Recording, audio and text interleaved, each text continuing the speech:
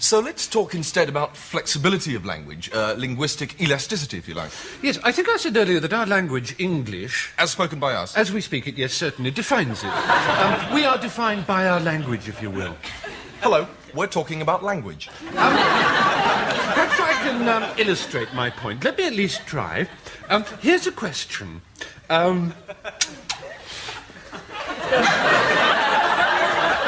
What is it? Well, my question is this. Is our language, English, capable? Is English capable of sustaining demagoguery?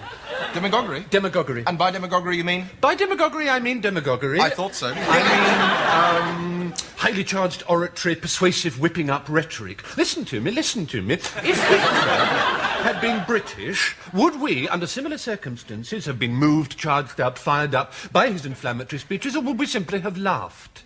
Is English too ironic to sustain Hitlerian styles? Would his language simply have rung false in our ears? We're talking about things ringing false in our ears. May I compartmentalise? I hate to, but may I? May I? Is our language a function of our British cynicism, tolerance, resistance to false emotion, humour and so on? Or do those qualities come extrinsically from the language itself? It's a chicken and egg problem. We're talking about chickens, we're talking about eggs. Let me start a leveret here.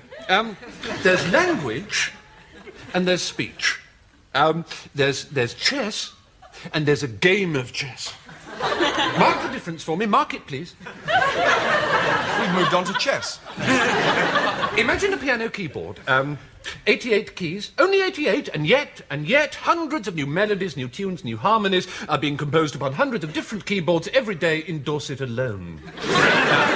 Our language, Tiger, our language, hundreds of thousands of available words, trillions of legitimate new ideas, so that I can say the following sentence and be utterly sure that nobody has ever said it before in the history of human communication.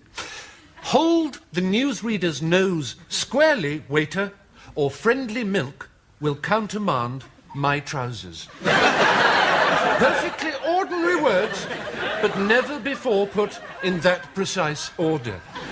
A unique child delivered of a unique mother.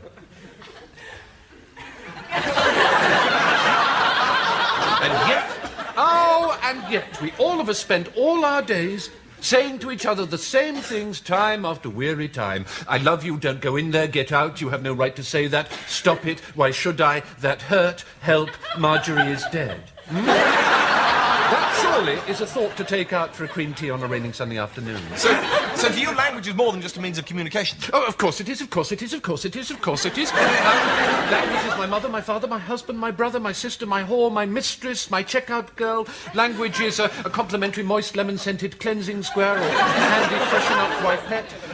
Language is the breath of God. Language is the dew on a fresh apple. It's the soft rain of dust that falls into a shaft of morning light as you pluck from an old bookshelf a half-forgotten book of erotic memoirs. Language is the creak on a stair. It's a spluttering match held to a frosted pane. It's a half-remembered childhood birthday party. It's the warm, wet, trusting touch of a leaking nappy, the hulk of a charred panzer, the underside of a granite boulder, the first downy growth on the upper lip of a Mediterranean girl. It's cobwebs long since overrun by an old Wellington boot.